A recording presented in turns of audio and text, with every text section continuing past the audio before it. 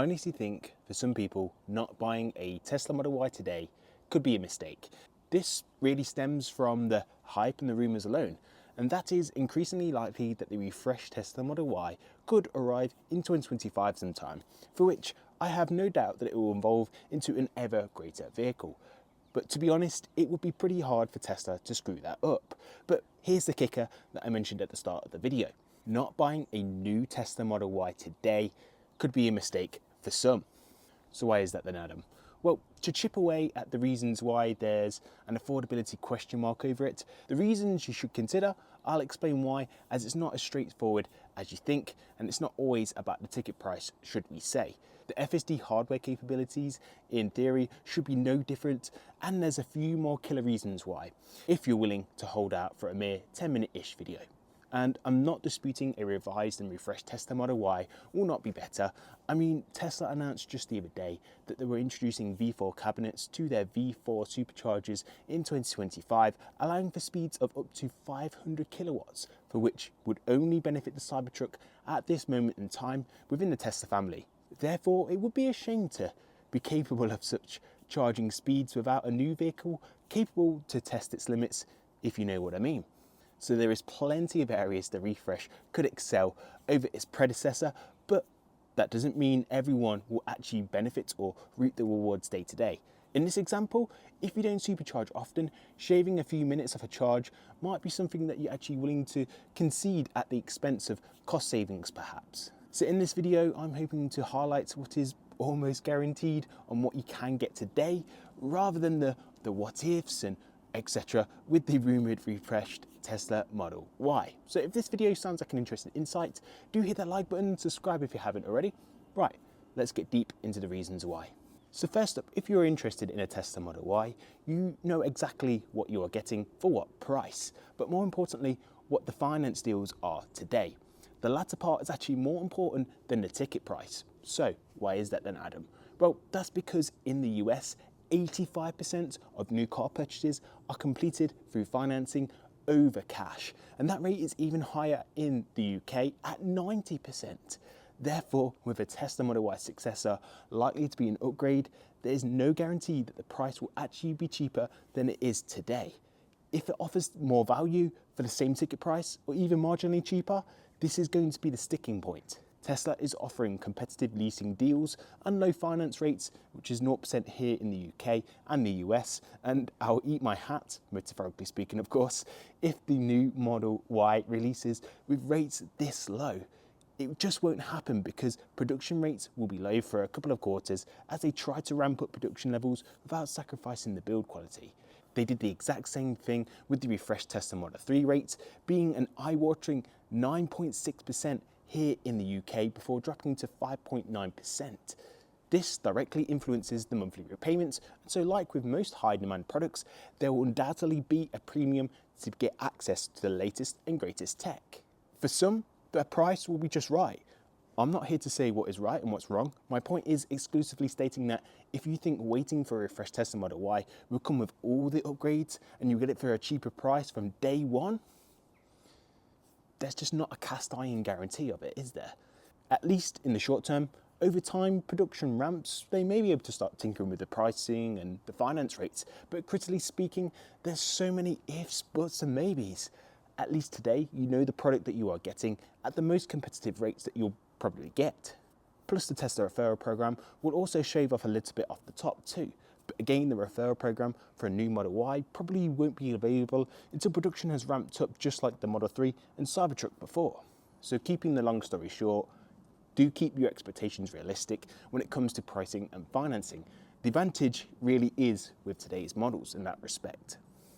Moving on, but sticking to the guarantees of today, the Tesla Model Y build quality of the 2025 Tesla Model Y is the best it's ever been, and that's because they've been able to fine-tune the process since 2020 month by month, addressing concerns like upgrading interior and exterior materials to prevent rattles, to suspension upgrades, to the acoustic glass for better cabin noise. And if you've seen my videos before, you'll know that I've been massively impressed with the cabin noise from my Berlin Tesla Model Y. And this was a bigger jump than I anticipated over my previous Tesla Model 3, but a Tesla Model Y today single-handedly offers a guarantee that could be a deal breaker for some. So those that know, the refreshed Tesla Model 3 has integrated the functions of the stalks either via the steering wheel or on the screen, so it has 0 stalks. For those that own the refreshed Tesla Model 3, I've mainly seen positive feedback for it, and overall it's something you just adjust to. Those not convinced have either refused to concede to the possibility it could work, or they've indeed tried it and they're still not fully convinced. And you know, if you are more aligned to that latter bunch and you're not convinced and you're not willing to stick it out or adjust, you can stick by that opinion and utilise the time limited window to get the only new Tesla with stalks. That is the Tesla Model Y today. So if you are on the side of stalks, and with Tesla eradicating the stalks from the Model 3 after doing the same for the Model S and X, you can kind of anticipate Tesla's next steps for the Model Y. Doesn't really take a genius to find out the trend here. So if you haven't already done that equation, if that is your deal breaker, considering take advantage of those deals today. Next up is just more uncertainty, and that is literally the theme of all the points made in today's video, to be bluntly honest. But my next point is to do with what are the trims going to be. Today, you know that the base Model Y gives you the most range, the fastest charging speed, and at the cheapest prices too. But will the refreshed Tesla Model Y go back to the rear-wheel drive, the long-range all-wheel drive, and performance Model Y setup, and skip that rear-wheel drive, long-range Model Y setup? If so, it's likely to offer more than the 283 miles WLTP that the original rear-wheel drive Model Y does, but stepping up to 373 miles would be a mighty jump for the base spec. I mean, to credit, they have achieved some impossible feats over the years, so I wouldn't rule it out completely, but let's say that they get 350 miles from the rear-wheel drive Model Y.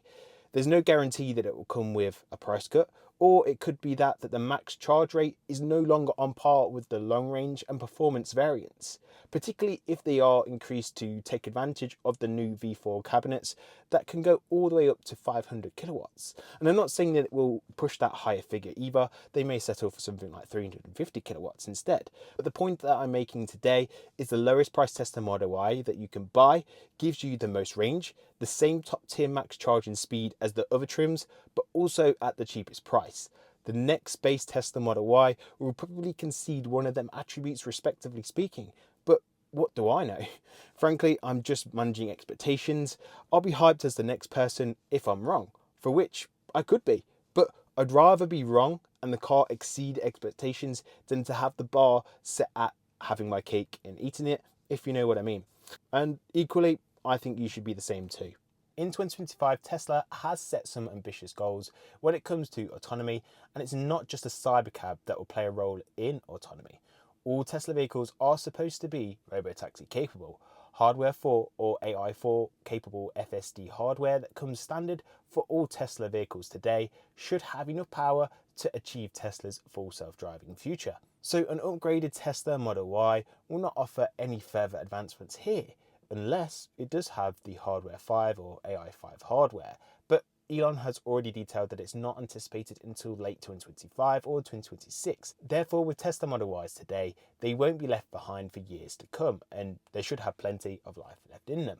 For which I've also made this argument before. It means the new refreshed Tesla Model Y, whenever it does release, will have hardware 4 if it releases early 2025, and so it will be the same as this very car that you can buy today when it comes to FSD potential, unless it's pushed back to late 2025 or the 2026 window to get the new hardware 5 or AI 5 camera and computer suite. But Elon and the Tesla team have already said that the camera suite today and the hardware 4 computer has not been tested to its limits, for which means, are you really gaining much more? Time will ultimately tell, but when it comes to autonomy, Tesla are telling us that this hardware today is more than enough for their anticipated goals. So would you be tempted to hold out for a hardware 5 variant if you knew it was coming? So to conclude, in a nutshell, when it comes to a fully refined package that offers some of the finest Tesla technology, the 2025 Tesla Model Y that you can buy today, it offers certainty around pricing, it has range, stalks, and more. And this new Tesla Model Y that you can buy today, it has evolved from the very first Model Ys to be released. So you can get the best Model Y offering with the best build quality.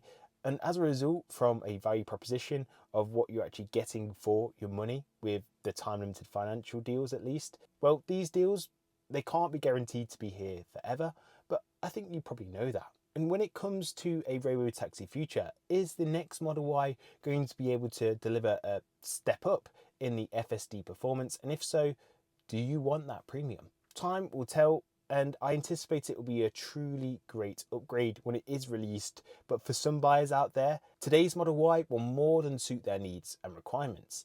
It's just that pull factor of a new rumoured Model Y, and I totally get that.